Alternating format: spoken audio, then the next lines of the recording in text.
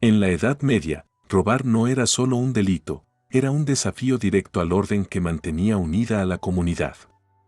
En un mundo de hambre, guerras y escasez, ser ladrón podía parecer tentador, pero casi siempre terminaba muy mal. Desde pequeños pueblos hasta grandes ciudades amuralladas, el miedo al robo estaba en todas partes. Las autoridades no veían al ladrón como un simple criminal, sino como una amenaza al frágil equilibrio social y religioso. Por eso, las leyes se construyeron para castigar con dureza incluso los pequeños robos. La idea no era solo corregir, sino dar un ejemplo público, visible, para que nadie más se atreviera a imitarlos. Hoy veremos por qué era tan terrible ser un ladrón medieval, desde el momento de la sospecha, pasando por la detención, el juicio, las prisiones y finalmente los castigos públicos que buscaban marcar el cuerpo y la reputación para siempre.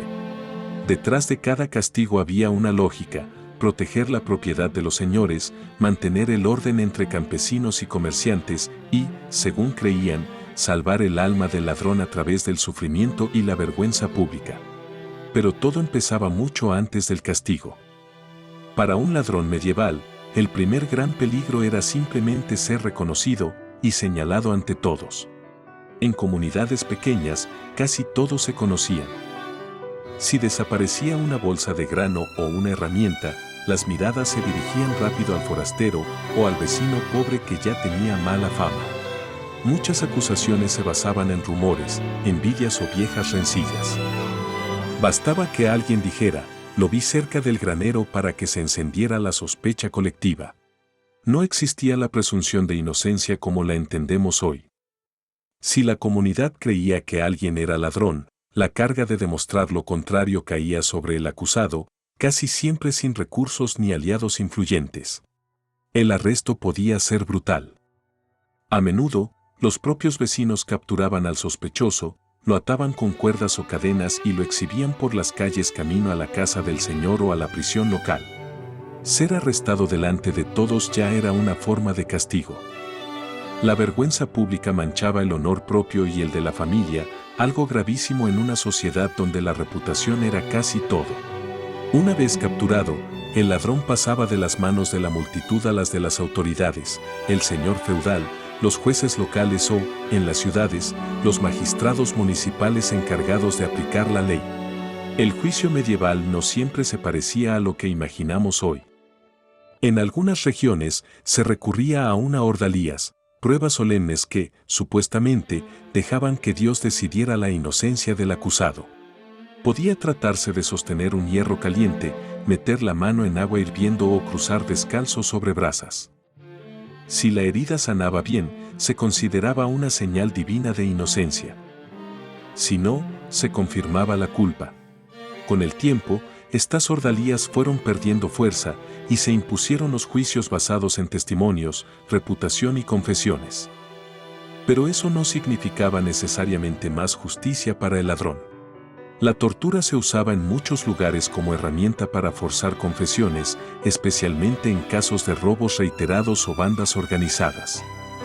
La presión física y psicológica hacía que muchos admitieran culpas reales y otras inventadas. Para un ladrón pobre, casi no había defensas. No existían abogados tal como los conocemos, y la palabra de un campesino valía mucho menos que la de un noble, un rico comerciante o un clérigo respetado. Al final, si el juez o el señor consideraban probado el robo, llegaba la sentencia. Y aquí es donde la vida del ladrón podía cambiar para siempre o terminar ese mismo día. Las prisiones medievales no estaban pensadas para rehabilitar a nadie. Eran lugares de espera, entre el arresto y el juicio, o entre la sentencia y el castigo final. Oscuras, húmedas, abarrotadas, con poca comida y casi ninguna higiene, las cárceles debilitaban rápidamente a los presos. Enfermedades, frío y violencia entre reclusos eran parte del día a día. Sin embargo, el verdadero terror para un ladrón eran los castigos públicos. Mutilaciones, marcas al rojo vivo, azotes frente a la multitud o la exposición en jaulas y cepos. La idea era que todos vieran lo que pasaba al que robaba. En muchos lugares se cortaban orejas o manos a quienes reincidían, dejando una señal visible y permanente de su delito. Otros eran marcados con hierro candente, generalmente en la cara o el cuerpo, para que nunca pudieran ocultar su pasado. En los casos más graves, especialmente si el robo iba acompañado de violencia o se consideraba una amenaza al poder del Señor, la pena podía ser la muerte, ejecutada de forma pública para infundir miedo en toda la región. Ser ladrón no solo ponía en riesgo el cuerpo, sino también el alma.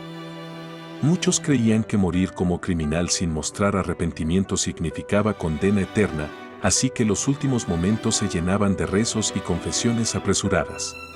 Visto desde hoy, el mundo medieval parece brutal con el ladrón. Penas desproporcionadas, escasa posibilidad de defensa y una justicia que mezclaba fe, miedo y poder económico. Pero también nos recuerda algo esencial: en sociedades frágiles, donde la supervivencia depende del trabajo de todos, el robo se percibe como una amenaza existencial y las respuestas suelen ser extremas. Con el tiempo, Europa fue dejando atrás estas prácticas. Las ordalías desaparecieron, se fortalecieron los procedimientos legales escritos y se comenzó a pensar la prisión también como castigo, no solo como espera. Aún así, la huella de aquellos siglos sigue viva en nuestro imaginario: castillos, mazmorras, juicios públicos, ideas de crimen y castigo que aún aparecen en películas, novelas y series. Comprender por qué era terrible ser un ladrón en la Edad Media nos ayuda a valorar los avances en derechos, garantías y humanidad dentro de la justicia moderna, aunque ésta aún esté lejos de ser perfecta. Tal vez esa sea la mayor lección de este pasado implacable: la justicia no es un regalo del tiempo, sino una construcción humana que debemos seguir vigilando, para que nunca volvamos a castigos tan terribles como los que enfrentaba un simple ladrón medieval.